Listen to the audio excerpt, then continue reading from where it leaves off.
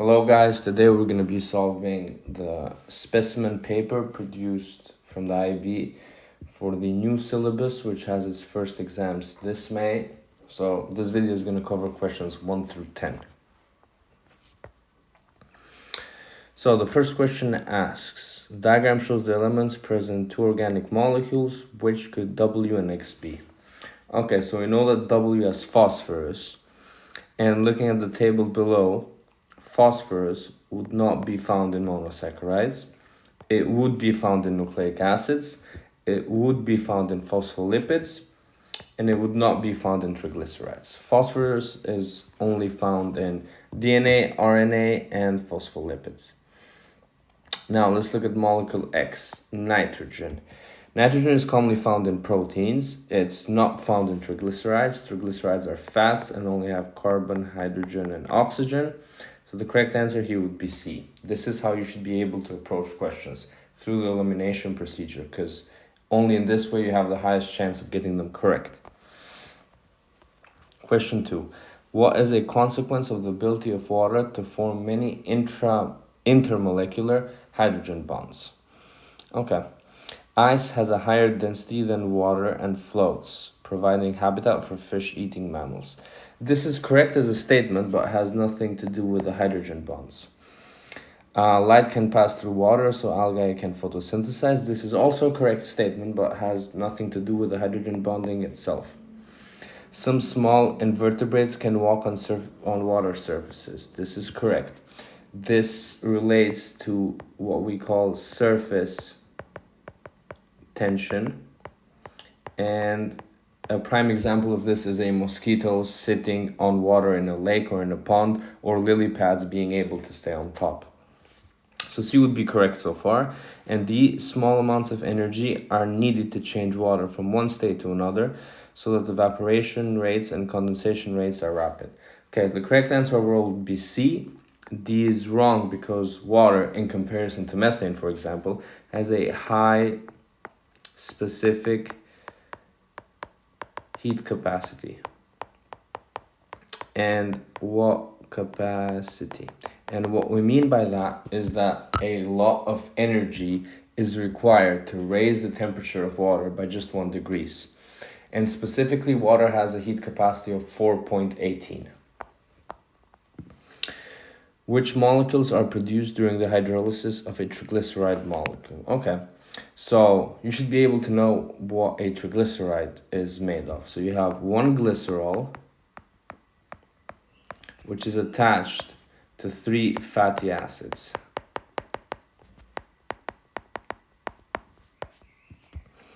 Now, what are produced during the hydrolysis of a triglyceride molecule? And following this definition we just put out here, the correct answer would be B. So it's a 3-to-1 ratio. Question 4. The diagram shows the structure of leucine, an essential amino acid. Which diagram highlights the part of leucine that distinguishes it from other amino acids? Alright, so the definition of the part that distinguishes an amino acid from other amino acids is specifically the R group, or as they call it, the side chain.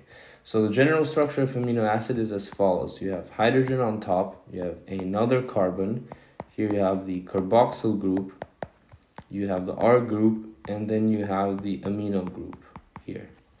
So following this, you should look at these molecules from different angles and be able to spot which is the R group.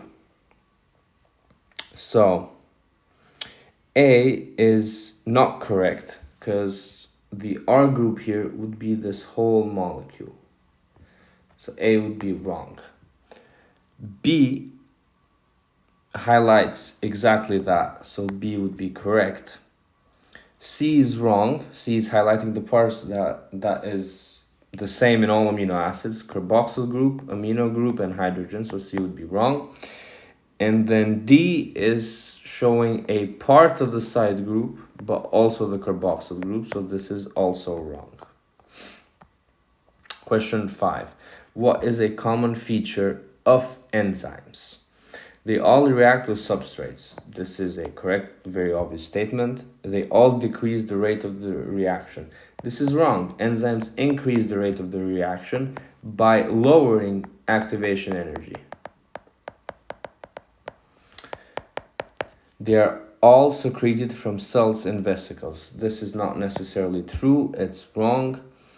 They all bind to the active site of their substrate. All right, this is a statement that can mislead a lot of students, which highlights the importance of reading questions carefully.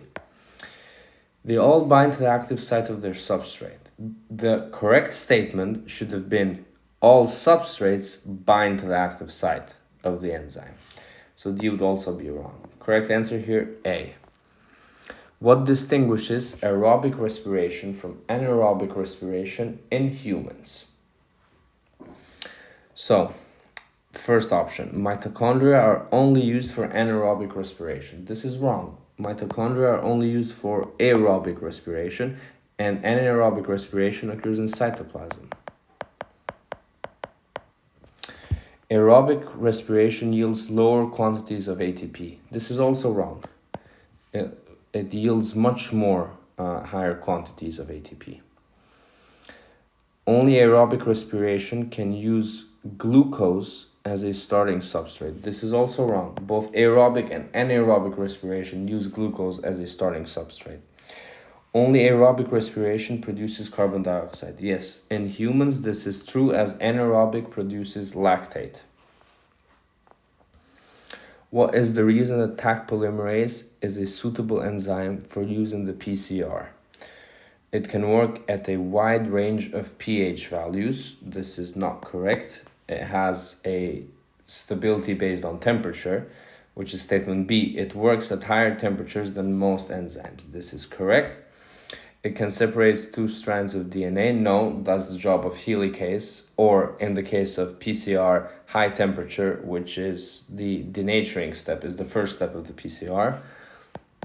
It allows DNA to be replicated without the use of primers. This is also wrong. DNA needs primers in the PCR. They are DNA primers compared to normal replication, which has RNA primers. So D is wrong. So yeah, Taq polymerase is a temperature resistant enzyme. It can work up to temperatures as high as 90 degrees, and it was taken from microorganisms living in thermal vents, so at very, very high temperatures. Question 8. A strand of DNA containing 4 codons with base sequences mutates, changing the base sequence from this to this. What type of mutation has occurred? Okay, so first codon is the same. Second codon, there's a change. You have G to A, T is the same, and then you have A to G. There's a change there. This is the same, and this is also the same. So, being that there's no frame shift, which would highlight either a deletion or an insertion, thus canceling out answers A and C. The correct answer would be B, substitution. Degeneracy is not a type of mutation. Alright, the series of images shows 2 unicellular organisms found in ponds and lakes. Which functions of life are being shown in this images by organism X? Alright, so metabolism and growth. Growth is definitely not an option because we don't see any cell division or enlargement, so A would be out.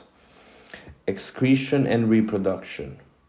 Again, we don't see any reproduction, we don't see any excretion. Homeostasis and metabolism.